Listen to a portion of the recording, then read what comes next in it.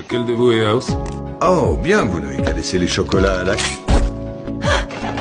Après avoir repoussé les médecins qui voulaient intervenir, l'homme s'est de nouveau tourné vers House. C'est brutal. Qui voudrait du mal? Quand House s'est réveillé, 2 jours avaient passé, et l'homme qui l'avait agressé a été amené menotté dans sa chambre. Il s'est avéré que le jour où House a été abattu, la sécurité est arrivée et l'a neutralisé. House, furieux, s'est avancé pour lui demander pourquoi il avait voulu le tuer. Vous tuer ne m'apporterait rien. Je vous veux vivant pour vous voir souffrir. House n'a pas vraiment retenu sa réponse. Mais ensuite, des choses étranges ont commencé à s'enchaîner. Ce soir-là, sa première petite amie est soudain venue le voir, et elle lui a même dit qu'elle voulait se remettre avec lui. Mais au moment où House hésitait à accepter ou non, une collègue lui a jeté un seau d'eau froide. Et si j'étais marié avec elle, j'aurais...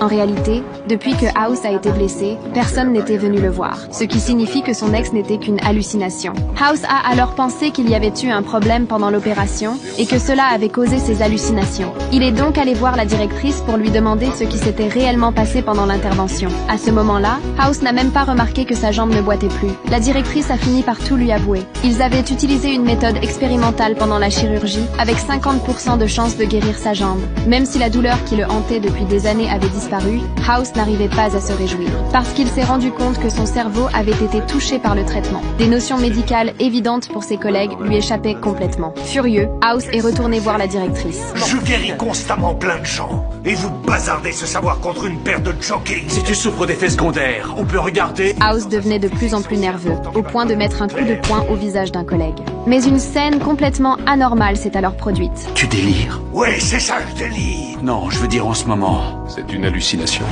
House s'est retrouvé de nouveau sur son lit d'hôpital. Tout ce qui venait d'arriver n'était qu'une hallucination. Après la lésion cérébrale, il était incapable de distinguer le vrai du faux. Désespéré, House a demandé à voir la directrice pour démissionner. Avec les dégâts dans son cerveau, il ne pourrait plus jamais traiter un patient. Après ces mots, il a tourné les talons, mais il a soudain réalisé que quelque chose clochait. Pourquoi vous êtes relevé brusquement en me voyant? J'ai cru que vous alliez encore m'agresser.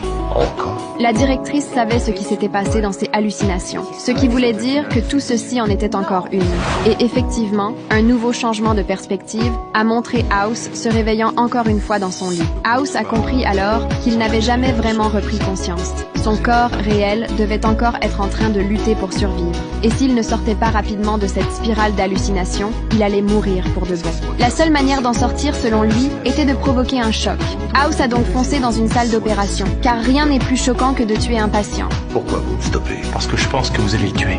Vous ne le pensez pas, vous le savez, parce que vous êtes dans ma tête. Il faut pousser les limites de l'absurde pour piéger mon cerveau et arrêter le délire. Il a manipulé les machines sans aucune retenue.